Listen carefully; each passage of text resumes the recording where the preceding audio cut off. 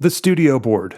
Let's get into it. This board started its life in the ashes of my previous band. It's all the versions of each type of pedal that I find to be either the best or my favorite, depending on the character of each pedal. First, the boring stuff. We're powered by 2 Strymon Ohis. Cables are zip tied to the bottom. It's fairly clean. The patch cable stuff is a little funky. It's kind of a Frankenstein mishmash of the random little HOSA cables, the random solderless cables I've built throughout the years. I'm basically replacing them as these ones break. Other than that, it is a board. It's a pedal train. Let's get into it. The Polytune 3 by TC Electronic. I find it to be the easiest tuner to read. I think I only tried it out because it has a 9-volt plug. If I want to plug in some random thing, I find it's a tuner, whatever. Next in the chain, the Boss OC5. I'm a little bit of an Octave snob. I've owned way too many of these things. Super clean, octave up, octave down. I pretty much always keep it in vintage mode. I don't do a lot of octave chords. I think they sound like trombones usually. The vintage sound on the OC5 sounds killer.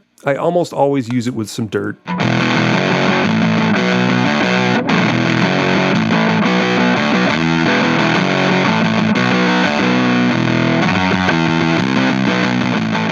From there, we go into the filter section. The first filter is an envelope filter from Smokin Amp Co. It is a clone of the Mutron Micro V. Smokin Amp Co. has added decay and attack knob, which I find necessary on an envelope filter. I keep both things pretty tight, and I pretty much always send it through some dirt.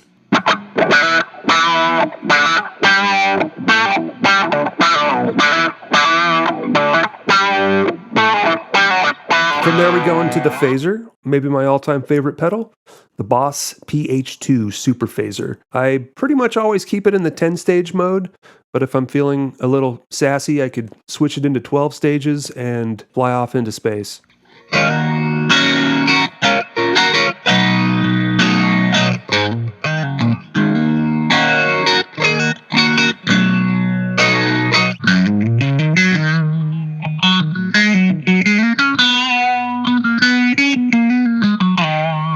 From there, we dip down to the dirt section. Light to medium overdrive, I like to use the Keeley Super Phat mod. Basically the exact same thing as his modded blues driver. That will sometimes boost my 903 Effects Rune, which is kind of a vintage rat with an optional boost in front of it. I love it. I think it's one of the best rats I've played.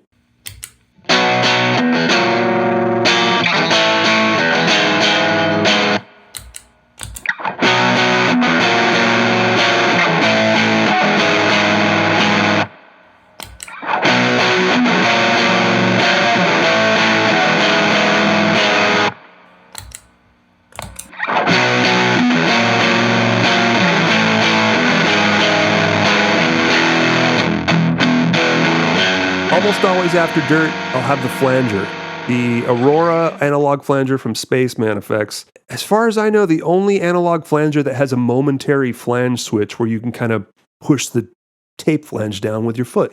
It's lovely. I love the sound of it. It has the LFO mode too if I want to do some Boss style flanging. It's killer and it's a little tank.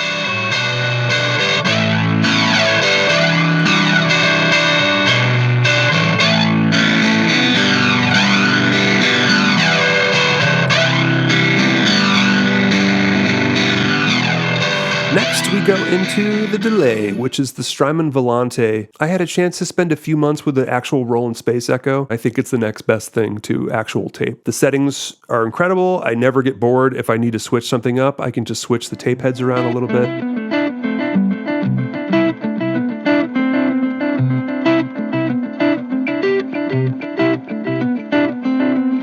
The reverb, I'm still rocking the Neunaber Immerse MK2. I almost always keep it in spring or wet mode. It's a killer reverb pedal. It's the closest thing to physical reverb. I feel like reverb has a physicality about it that I don't hear people talk about enough. This one reacts the way physical objects would react.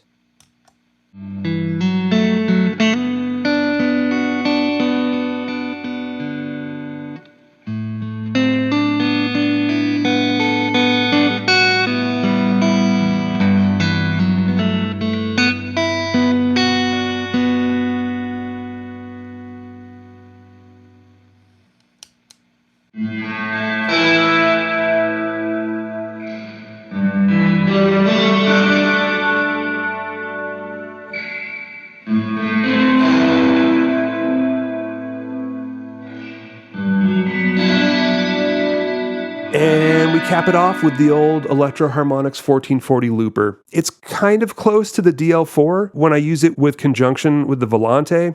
I can get like full-on DL4 half-time to double-time switching and fun stuff like that. And then I could sample what's coming out of the Volante and make little ding-dong tunes with it.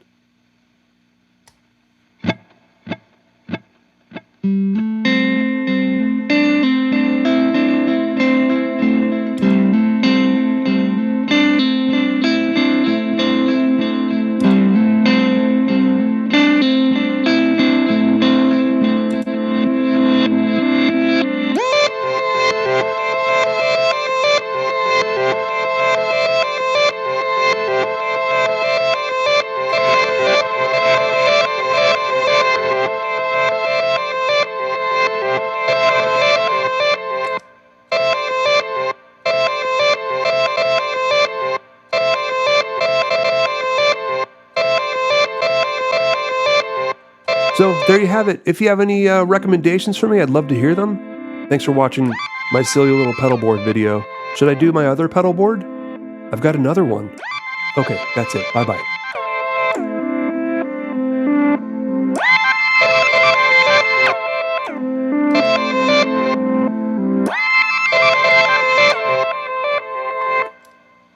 I have so many pedals.